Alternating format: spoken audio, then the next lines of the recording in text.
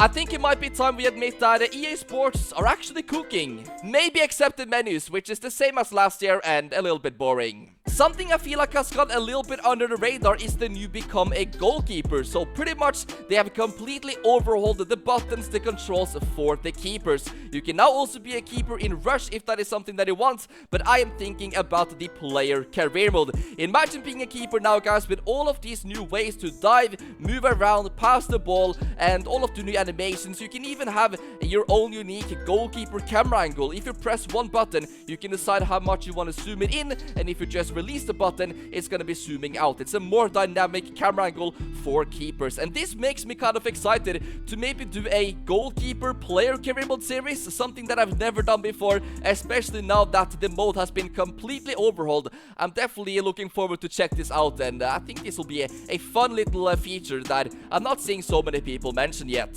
One of my favorite features in these recent announcements is actually the dribbling, guys. The dynamic dribbling looks absolutely fantastic. How you hold the ball so close to your feet, especially if you use a player that is skillful. For example, in player career mode, I'm gonna be hopefully having a good stats when it comes to the dribbling, and I'm just gonna be skiing, slaloming through the players. It looks so satisfying. They have added a brand new camera angle called the competitive camera. So this one provides a way to see more of the pitch while still showing off the stadium and its atmosphere. The camera is on a rail, ensuring more predictable pad angle behavior to aid competitive gameplay. So as it states in the name, guys, this is for online. It's not possible to use the competitive camera in offline game modes. Something I'm quite disappointed about is that we don't have the adjustable positions back, guys. They are going to be having the same system as the last year, of course, now with a couple of new roles and stuff like that, but I really wish we were able to adjust the exact position of the players, at least for offline, guys.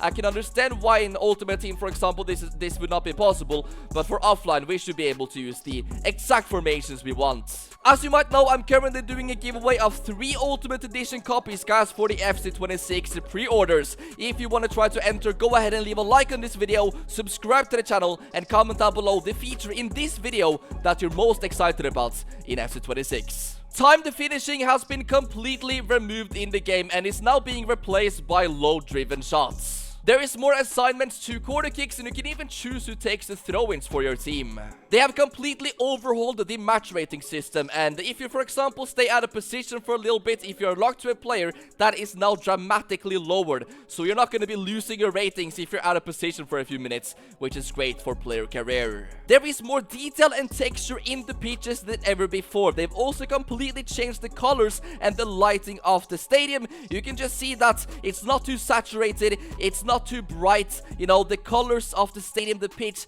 it looks real. And this also reminds me of like FIFA 17 when they pretty much got the grass like spot on. Just look at the animation Rodri does when he strikes this volley. It looks super realistic. Something that could be a little bit bad is that the goalkeepers are actually being too good this year. Yes, EA have completely revamped the whole system for goalkeepers, and people that have already played the game early, some of the testers have said that keepers are way too good, guys. But to be honest, is that even a bad thing? It should be difficult to score goals. At least now we don't have to finish every single game like 6-5 or something. Maybe we actually have to fight to score, just like we have to do, for example, in eFootball. The only players who can do a Trivela shot is the one with that playstyle. Nobody else on the game is going to be able to perform that type of shots. You can choose to completely turn off the stadium shadows and even the player shadows as well if that is annoying. And listen to this one, guys. If your opponent quits while the game is a draw, you are going to be rewarded the win, guys. That is something we've literally been wanting for years. But they have indeed added features to the offline modes as well for the authentic gameplay. Lots of new features that you can choose between in the menus, and also tons of new sliders. I showed you guys a clip of this at the beginning of this video, but the new free kick angles are so cool where the ball is kind of getting followed by the camera. I'm really looking forward to seeing more of this, and I'm sure that if you score a goal, it's gonna be really satisfying. When you play on artificial pitches, you can also see like the black bits literally falling off the football, which is a cool detail. In the competitive competitive mode gameplay, only controlled players do not experience speed or acceleration reduction. So the stamina doesn't go down of the players that you control. Only the AI players around the pitch is going to be losing stamina throughout the match. This is a huge change for competitive gameplay. They've even mentioned that this year they are doing less promos and that the gold cards are going to be lasting longer and being effective for months rather than dropping a promo the first week. Well, that sounds good, but is it true though? They are literally giving out icons on the first day of launch with the pre-orders. So we will have to wait and see, guys, if this is serious or not. By the way, how satisfying is this goal with all of the rain falling off from the goal net?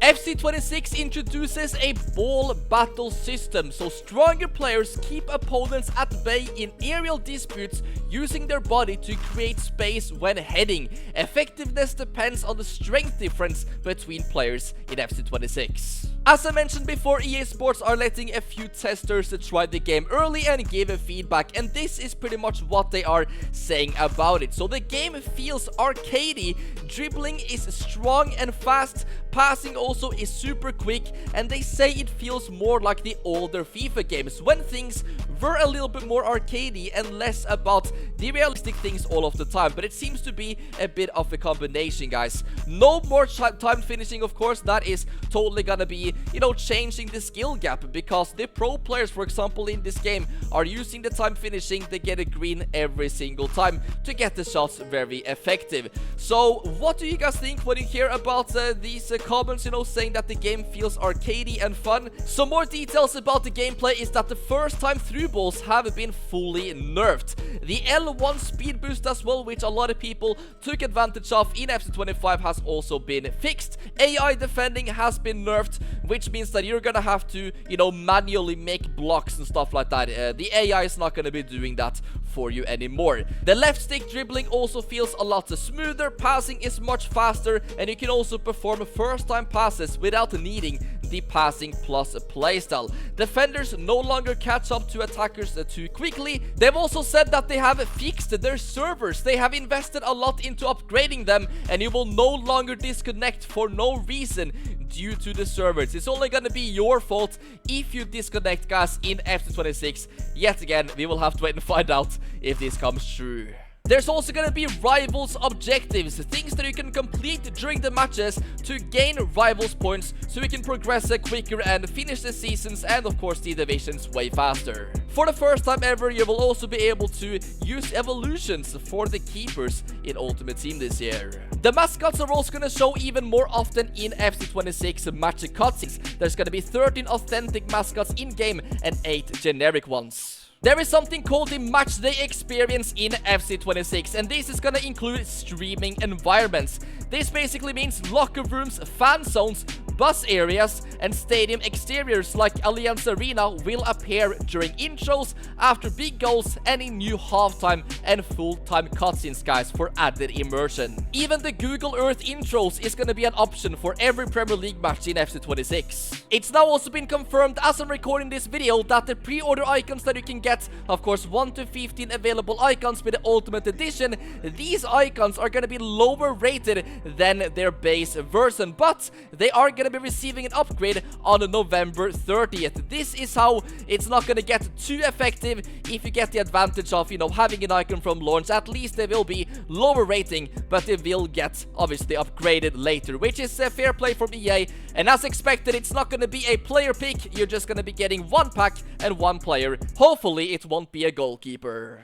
This is most likely gonna be my last video for about a week, because I'm moving countries, there is so much work to do, and of course I need to create a new setup when I get there and everything. So yes, guys, this might be my last video that I make in Norway. A little bit emotional to say that, but I am really looking forward to next season, the new football games coming out, and I cannot wait to just make more content than ever before. I'll keep you guys updated on my community tabs, and if they release anything for eFootball 26 or FC26, I'll do best to make a video as fast as I can, guys. But for these next few days, I'm gonna be very busy. Just wanted to let you guys know. But thank you as always so much for watching, and I will see you in the next one.